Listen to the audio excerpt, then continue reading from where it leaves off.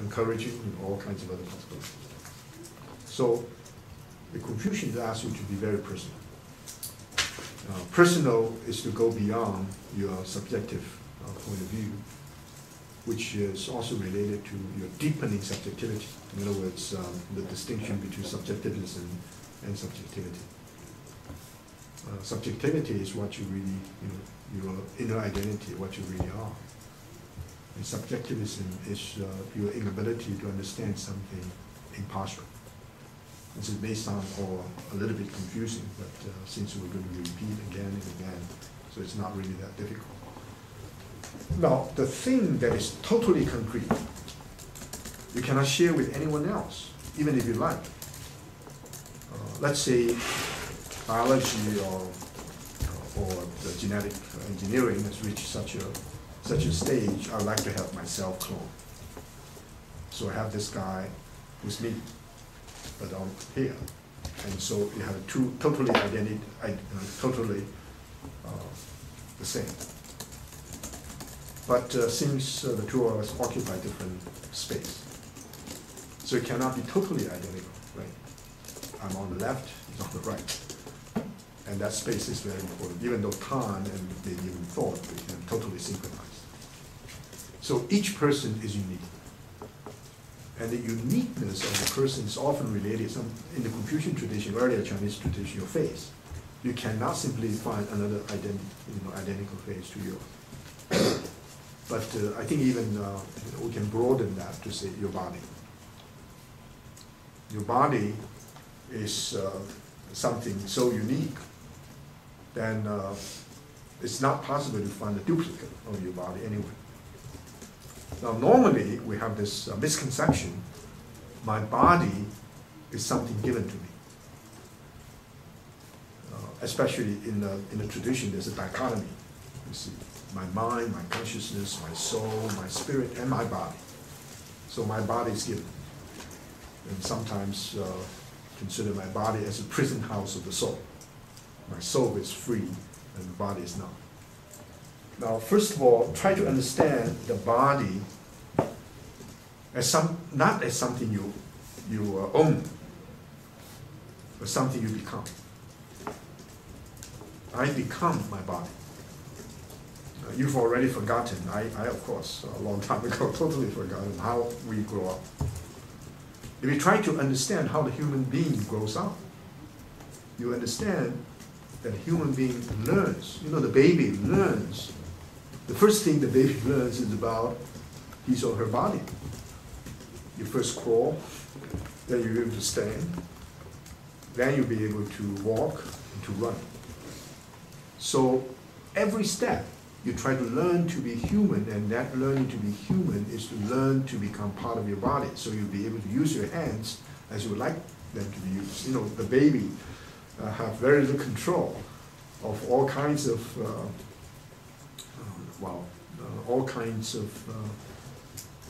parts of the body. So gradually you'll be able to do that. And by now we know how to use our hands and gestures. Sometimes we're not conscious about it, but we know how to use our body. So the body then is not only not given, we become our body because it is an achievement. Don't undermine that achievement. And even if you become extremely old, it is still an achievement. You're now very forgetful. You suffer from all kinds of amnesia, but you try to teach your body how to deal with that. I think B.F. Skinner has made the observation. It's brilliant.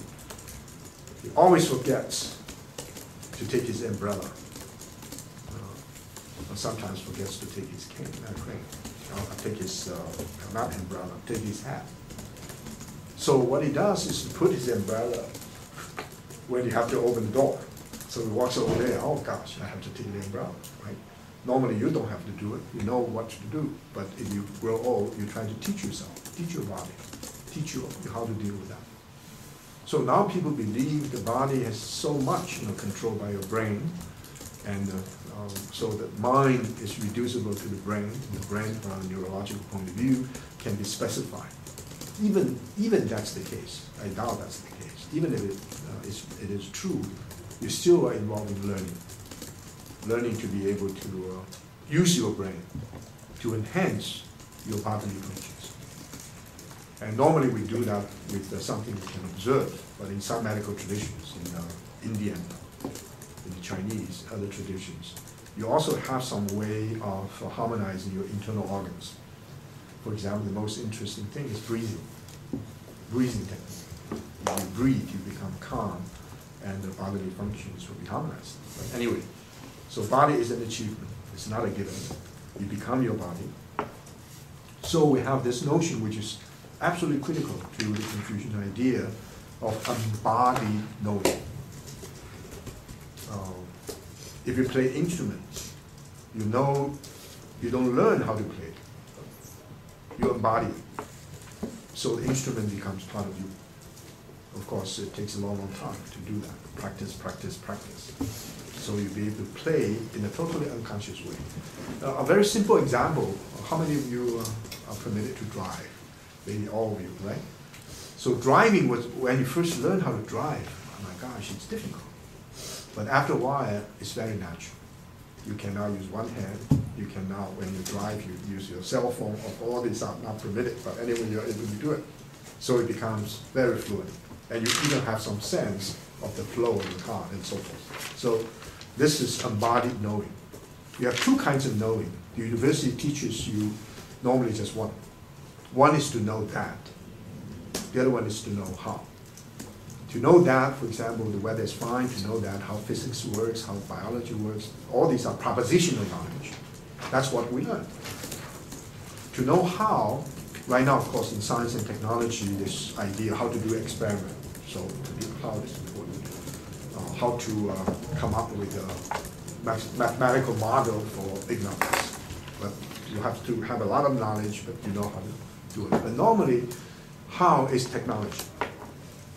So we've learned how to play the violin, play the lute, play the drum, also learn how to ride a bicycle. And this how normally is not taken seriously by ethicists, by people involving ethics earlier, because we say there's a difference between moral reasoning and ethical theory and doing ethics. If I teach you how to do ethics, the university will immediately raise questions. This is what we call advocacy. I will try to convert you to be Confucians. Or once there was a great course, actually, I liked it a lot, in the moral reasoning section taught by a professor in theology. The thing he did, which was great, was before you walked into the room, it's great Christian music being played. Maybe a Mozart's Requiem, maybe a song, maybe the kind of flute or the kind of he's also an instrumentalist. The flute that he played, anyway, it's Christian music. So people say, what is this? And then he talked about it. A lot of people became so inspired. They want to become Christians. And immediately they stopped the course. Because in America, the church and the state is thinking university has to be secular. If university begins to do that, I think in Berkeley, and the people become totally astonished because this guy was teaching Zen Buddhism. And they walk in, the students were all involved in learning how to sit proper way. And this incense burning. And they say, what is this? this is a temple. We are at the university. This is UC Berkeley. So the guy was not dismissed, but I think suspended for a long, long time. Unless you change your mind. You're going to brainwash your students is out of the question. But anyway, we know that is more important for us. Right? How is more important for us? So in Aristotle, praxis, we call it praxis, all the ideas, all the theories, if they fail to help you to practice, all these theories are somewhat abstract.